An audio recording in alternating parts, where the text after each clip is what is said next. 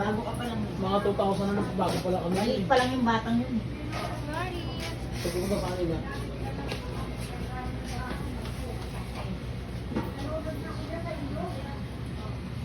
Alam na sa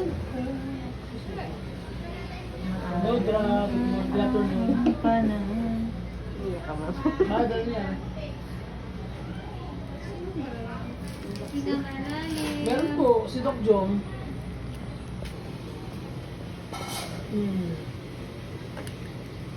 Eh siyempre kailangan doon doon. Alam mo wala tayong health center doon doon. Meron pa rin. Meron pa rin magpupasan. Kinausap ni Doc Jom si Doc Santos kahapon. Hinga Di ba malalim. nag-usap-usap si Doc Jom? Para Balat magpatapos kasi na medyo lang. mga ganun. Para nilipat na. Doon nga si Doc Jom ngayon eh. Nililipat na lang daw si Doc Jom. Kapalipat Hawak na lang. ako. Tapos, pansamantala si Doc.